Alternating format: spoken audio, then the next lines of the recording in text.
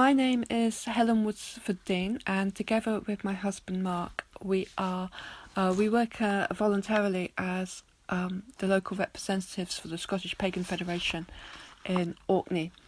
So we live right at the very tippity top of Scotland and a little way off into the North Sea. We live on a beautiful series of quite remote islands. The title of my talk is called This Old Golden Land, and it's the same title that we've given to the alternative guidebook that we've written about Orkney, that's about to be self-published. The title, This Old Golden Land, is inspired by one of my very favourite authors, a gentleman called Phil Rickman. He wrote a book about 20 years or so ago called The Chalice, which is based in Glastonbury, but his hero in that book, the main character, has previously made his name as an author, plus a very small fortune, by writing this book called The Old Golden Land, which is a unified theory of British folklore. And Rickman never tells us very much about the contents of the book. He just describes it. He says it's a sort of cult book. It's full of archetypal references, and his fictional author has struggled ever since to write a sequel, despite lots of encouragement by his publishers. So this is really, the idea of this old golden land is really a bit of a nod to one of my favourite authors. And I really wish that a book like that existed. I really wish there was some unified theory of British folklore. For most of my life, I have stumbled across hints of an underlying truth that periodically peeks out and says, there are secrets. There's more than this mundane world of offices and motorways. When I first heard the name Albion in my late teens, something reverberated within my heart. And the same thing happened when I heard the myths of King Arthur and Robin Hood. But it doesn't matter how much I chase this idea, the trail always seems to go cold on me. I even pursued a career as an archaeologist for a while, trying to track down these ideas about the mythology and this universality and something going on in Britain. There is some sort of idea of a collective mythology of this land of Britain, and it just sort of sits there buzzing away under the surface. Globally, there's an almost universal belief that heaven and earth, and I use the word heaven advisedly, there was this belief that heaven and earth were once much closer, and that the spirit realm was not as distant from us as it is now. Subsequently, there's this idea around the world that there are some places that are particularly thin, where it's more easy to access the spirit world or to access God. And I also use the term God in a particularly reserved way. And there's also this global idea that there's a golden age of paradise in the past. And this belief manifests all the way through British myth too. One of the more persistent themes in British mythology is a sense of a deep feeling and reverence for the land. There's a pervading concept that the land itself can't be owned, but that there's some sort of covenant or contract in operation whereby the land will provide as long as its inhabitants are respectful. There's this idea that the land itself is sentient and a sacred entity, and it comes out again and again and again through British mythology. There's this idea that those who live upon the land must become almost possessed by it. We must serve it, and we must be served. In a lot of ways, Orkney is the Golden Land. There's a very strange light here. We are at 59 degrees north, the same height north as the southern tip of Greenland. We're a long way north. So the sun never ever gets directly overhead, not even at midday in midsummer. We nearly always have the sun at an angle, and all of these things conspire to give us a really strange light here. The light is desired by artists and by photographers. They flock here. There's a very prolific artistic community in Orkney, and nearly everybody, including myself, has some sort of creative outlet. And when I'm taking people round Orkney as a tourist guide, I nearly always tell them you just can't take a bad photograph in Orkney because the natural light is so kind. There's something more than that. There are times when the light here is such a quality that its source doesn't seem to come fully from the sun. There are times when the light seems to be thicker, almost liquid in quality. It seems to drape itself over standing stones and wildflowers like it's a wash of honey. And sometimes it's the stones and the wildflowers themselves which appear to emit the light. They don't just reflect it from the sun. The whole landscape appears lit up. It glows and it pulses with light. Everything becomes really transfused and transformed. It's like stepping into another world, and that world is like a magical other world where it's one where you don't need to eat or drink, you just need to breathe in. It's where all your illnesses are healed, all your worries just drift away, and you're utterly lost in the moment. And the truly special times are those times which photographers refer to as golden hour. And this is usually the hour before sunrise or sunset, or just after sunset. It's around the times of sunrise and sunset. And during those hours, the angle of the sun is such that the light is extremely different. And it's really like stepping into the land, a fairy up here. And the light in Orkney is also changing constantly as well. I like to really pause when I've got the time to just watch the same stone for a few minutes as the light shifts and oscillates over its surface. You kind of like get this real appreciation of impermanence. And observing the shadows of the clouds as they skid and wobble across the hills is another favourite meditation of mine. So 20 years ago, when I first came up to Orkney on holiday, because I've only lived here for just over 10 years now, this was a magical and golden and ethereal place, and I just fell in love with it. It was a real sort of like, it was a real holiday romance for me. Something resonated with my soul, and it continued to tug at me long after I had left physically, when I went back to my home and work in Hampshire, in southern England. The scenery in Orkney just seemed sublime. The low golden sun was full of every fertile promises. It's just everything was just so beautiful. There was a very strong sense for me that Orkney was the right place for me to be. Orkney was different. It offered sanctuary and safety, a little piece of heaven on earth, my very own paradise. And even today, whenever I travel back north to Orkney, I drive for hours along the A9, which just seems to never end. Miles after miles of often monotonous scenery.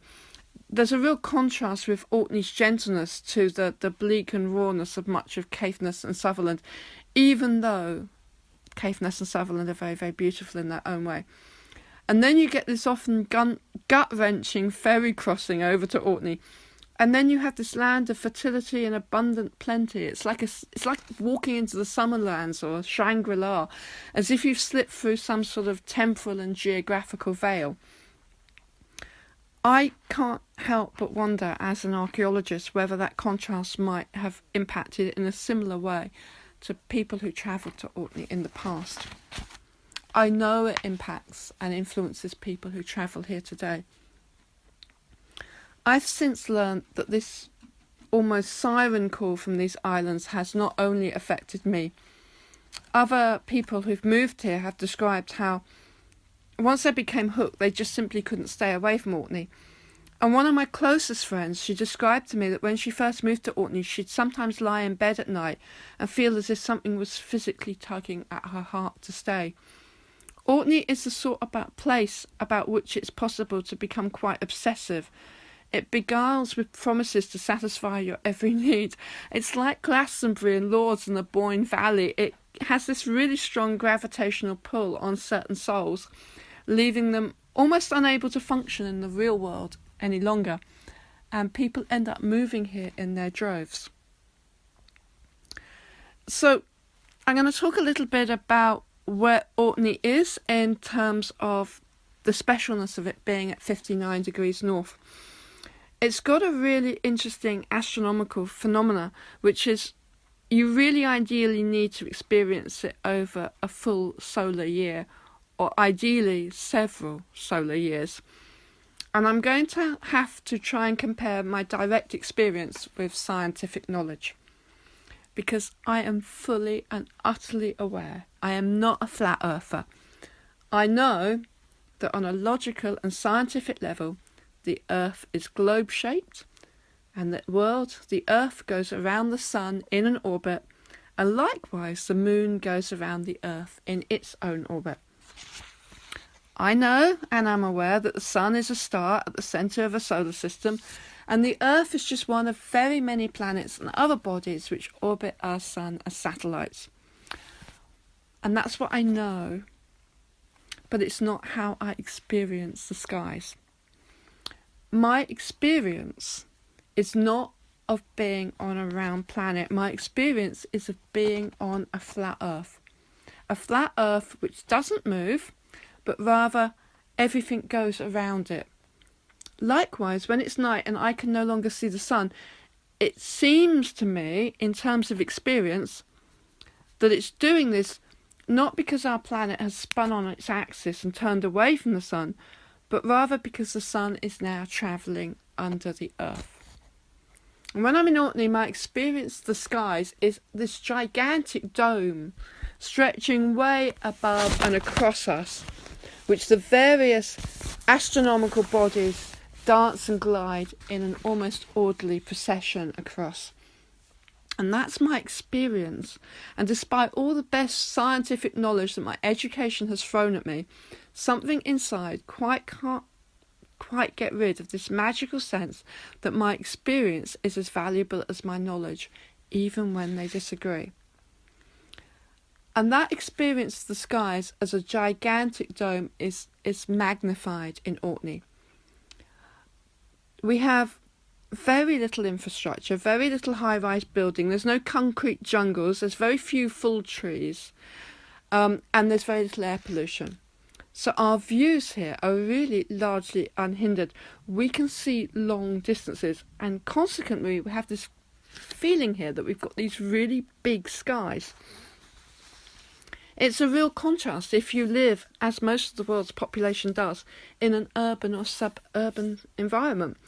It's one of the first things that people notice about Orkney when they come out, is these huge skies. And the skies bring them with a big expansive sense of space. And the experience can be quite humbling. I remember when I lived in the south, I would have to, often if I wanted to see the sky, I'd have to really strain my neck to look upright. And you don't need to do that in Orkney. There's just these skies everywhere. So Orkney is so far north that we have massive differences in daylight in the winter to the summer. The length of daylight in winter is a third of the length of daylight in summer. At the equinoxes, the sun rises in the east and sets in the west, which is true of the whole world. And the length of day is 12 hours, and the length of night is also 12 hours. The nearer you travel to the equator, the less variation there is between the length of day and night throughout the year. But in Orkney, at the midsummer solstice, the sun rises directly in the northeast. It spends the best part of 19 hours travelling in this massive circuit across the skies, and it finally sets in the northwest. Whereas at midwinter solstice, the sun rises in the southeast. It trips along the horizon. Depending on where you view it from, it only just seems to skim the tops of hills. And then after about 6 brief hours, it sets in the southwest. At this latitude, 59 degrees north, if you plot the positions on the horizon where the sun rises and sets at the winter and summer solstices, these 4 points, when joined together, will form a square. And this only happens at this latitude, and presumably at 59 degrees south as well, which will be somewhere near the Antarctic. But this positioning, in terms of where it is in the north, means that the annual solar cycle in Orkney has a really stretched feel to it. When I lived 1,000 miles south of Orkney in southern Hampshire, the winter days were not so noticeably short. Yeah, they were short, yes, and the summer days were long, yes, but it wasn't as exaggerated as it was in Orkney. The change between the position of the sunrises and the sunsets in the middle of summer and the middle of winter is 90 degrees, a quarter of the sky, a right angle. Because the sun changes where it rises and sets through the year really very dramatically in Orkney, it's possible to work out the time of the year from the position of the sunrises and sunsets in the landscape. But the sun doesn't change its position in its landscape in a steady manner. Where it rises and where it sets is not done in a uniform way. It makes its most dramatic changes in position of sunrise and sunset at the time of the equinoxes. Between a 2-week period, either side of the spring and autumn equinoxes, the length of the day changes by about 2 hours. That's a difference of about 4 minutes additional or less daylight every day. 4 minutes every day. Between a 2-week period either side of the summer and winter solstices, the length of the day only changes by about a quarter of an hour. And that's only a difference of about 30 seconds, more or less, daylight every day.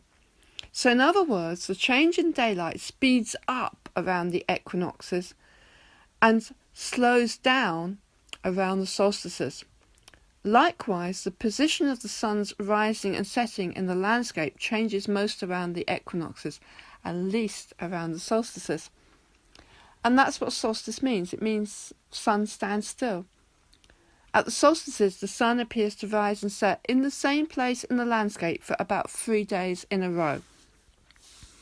Although the science insists that it's not the sun that moves but rather than the earth, our experience, and we're living under this gigantic dome, suggests that it's the sun and all the other astronomical bodies which move, and that it's the earth which is static as the fixed and central point. So if you have got a map of Orkney, that would really be helpful. I'll talk a little bit about the archipelago, or the group of islands. There's actually 70 of them. 20 of them are inhabited, and the largest island is called the mainland, and that's a very Orkney-centric way of looking at the world. West Mainland is this gigantic natural amphitheatre of land. It's ringed by hills, and it's got 2 enormous lochs in the middle of West Mainland Orkney. And between the 2 lochs lies this thin isthmus of land, and this isthmus of land runs directly southeast to northwest. It's naturally aligned on the sunrise in midwinter and the sunset in midsummer. And if you go into this area, this cauldroned area with the hills around, if you look to the southwest, you'll see the 2 largest hills in Orkney, the hills of Hoy. They're on the south island of Hoy. And between those 2 hills, in the middle of winter, the sun appears to set. It's almost as if the landscape and the solar alignments here are in some sense geographically synchronized. This geography is the fortuitous combination of a set of natural phenomena with which Orkney is blessed. This bold area of land in West Mainland is, in very many ways, a natural temple to the sun. And you've also got a couple of other things going on in Orkney. We've got very little wood with which to build because there's not vast amounts of trees here. But there's this huge amount of convenient sandstone, which means people in the past built out of stone rather than wood, which means that our archaeology here is much more durable than it is elsewhere.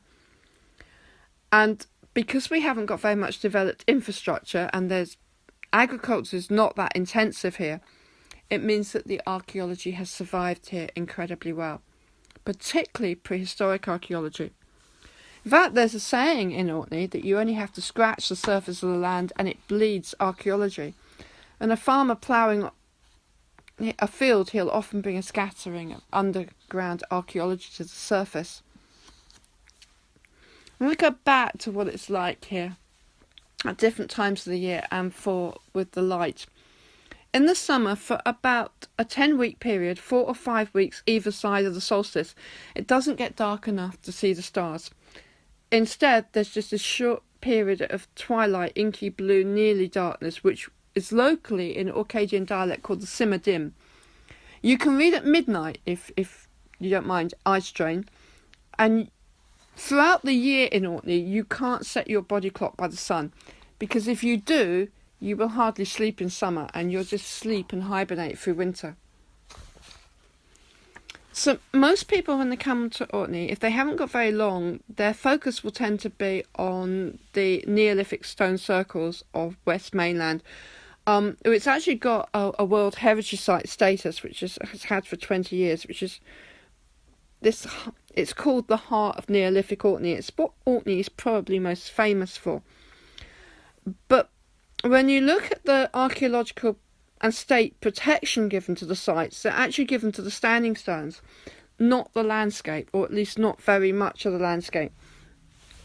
And I want us to think about, in trying to communicate in this talk, is this idea that if you were to take the stones, the archaeology, out of the landscape, or if you were to change the landscape sufficiently, you will lose an essential part of the archaeology. Today we're almost encouraged to think that the landscape is sacred because of the monuments, but that's actually an incomplete way of thinking. The landscape that we've got in Orkney is sacred in its own right. Its sacredness is then enhanced by the addition of the stones, which in turn have become increasingly sacred themselves by being positioned in a sacred landscape.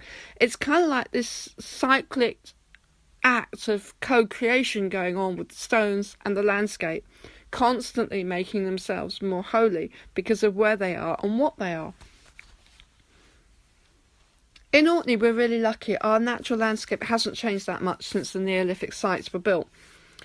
Our coastlines have changed, certainly, and we've got water level rises and we've got coastal erosion.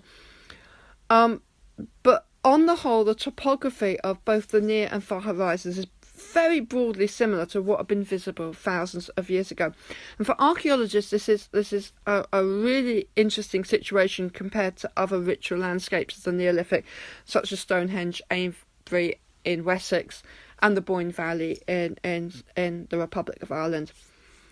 In the West Mainland, the modern features which most distract us from seeing the landscape as it was in prehistory is probably the roads. The houses and the pylons are so obvious we know to ignore them, but the roads kind of like do this hypnosis ring where they get us to think that they are the main and possibly the only way through the terrain, and they're not, and they never were. And the presence of the roads has a power to close down our perception of the landscape as permeable. The roads really constrain the crossing of the landscape to thin corridors. It limits our sense of potential freedom of movement through space, and for that reason I really encourage people, and I do it myself, whenever I can I walk, because it's much more accessible, and there's this really good accessible network of footpaths. And what I do when I'm guiding people, we've got the time and we go walking, we start at the standing stones, the Stennis. And I encourage people to walk, because the whole thing about walking is you take yourself down to this prehistoric pace of life. And when you are at the standing stones of Stennis, the first thing you will notice is that the whole area of West Mainland, you'll see the natural cauldron of hills around you. There's a ring of hills around you, so you feel like you are in the centre of a giant cupped palm of a landscape hand. There's a real feeling of being protected from the elements here, and then at the bottom of the cupped palm of a hand, like the bottom of a gigantic bowl, there's these two massive lochs with a thin strip of land running between them. And to the very best of our current knowledge, in Orkney, stone circles only occur along this isthmus of land, or at least within its visual vicinity. And so this area is really like an island within an island. Now, in the Mesolithic period, so we're going back now, we'll be going back about 7,000, 8,000 years, when people were, their main economy was gatherer hunting. They weren't farmers. In that period of time, the isthmus would have been much wider than today, and the two locks would not have fully formed. They were quite likely to have just been marshy land. The sea levels really didn't stabilise until about the Bronze Age, about 2000 BC, about 4,000 years ago. But even so, there would have been this isthmus of land. It would have risen as a ridge of higher land in the middle of the natural amphitheatre. And it would have been an ideal place for Mesolithic hunters to trap prey.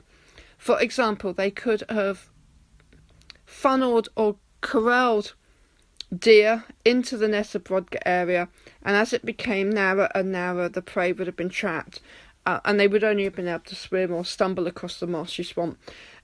We know that this is what gatherer hunters do around the world. It's like this way of corralling the animals into a kill zone.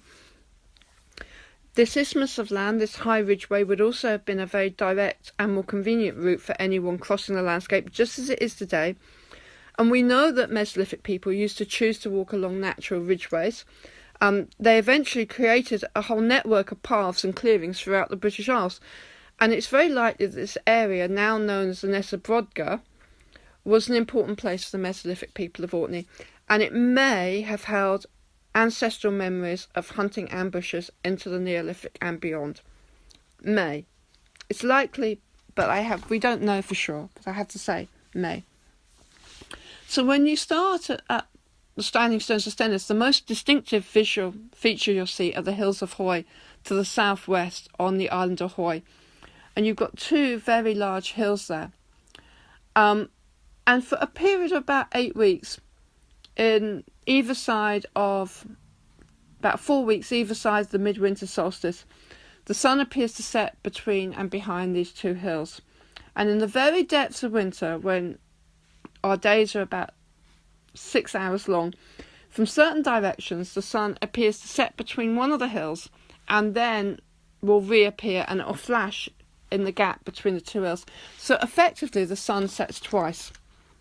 We know that this effect is important to the Neolithic people because they built a lot of their sites aligning on those hills of Hoy. The Neolithic people are the earliest farmers. So they date from about 3,500 BC. It's when they more or less start farming in Orkney. It's really early. And this profile of the two hills of Hoy will change depending on where in this sacred landscape they're viewed from.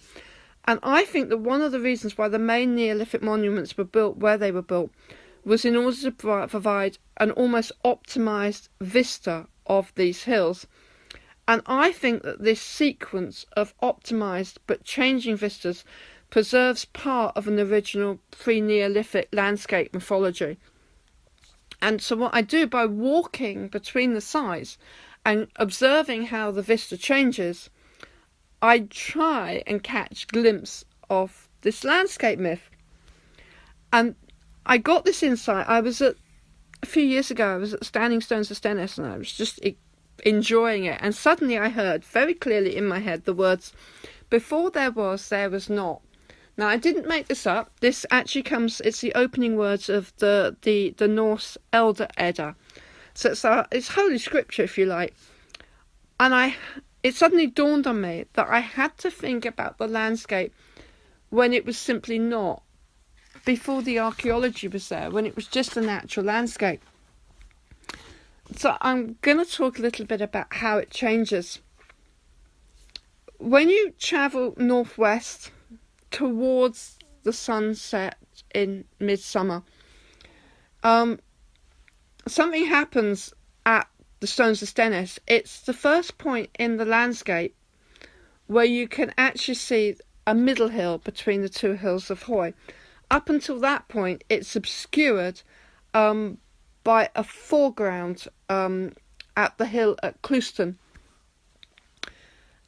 And by the time you get to the Stones of Stennis, you've got this view. It actually looks, the hills of Hoy, it looks like 3 hills, and a lot of people comment that it looks like a landscape, a landscape goddess. It looks like a heavily pregnant woman with her knees bent upright, and you're looking at her fecund belly, basically.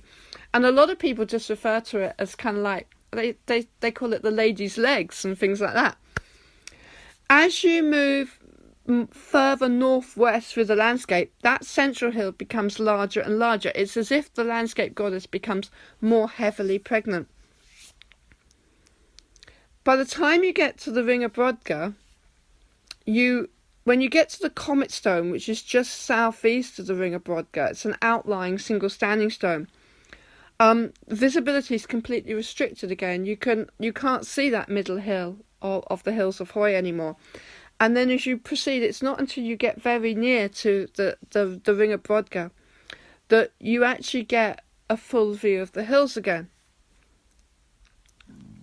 And from the Ring of Brodgar, you get a profile of not of 3 hills, but actually of 2 smaller hills between the hills of Hoy.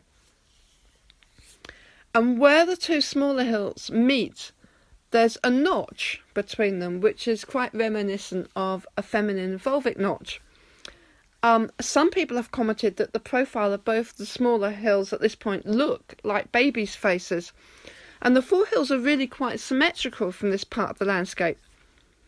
If you travel even further northwest and you climb the near horizon to the area known as Buchan, you'll see another site which is known as the Ring of Buchan, and from there the profile of the hills look very similar to how they were at the Stones of Stennis.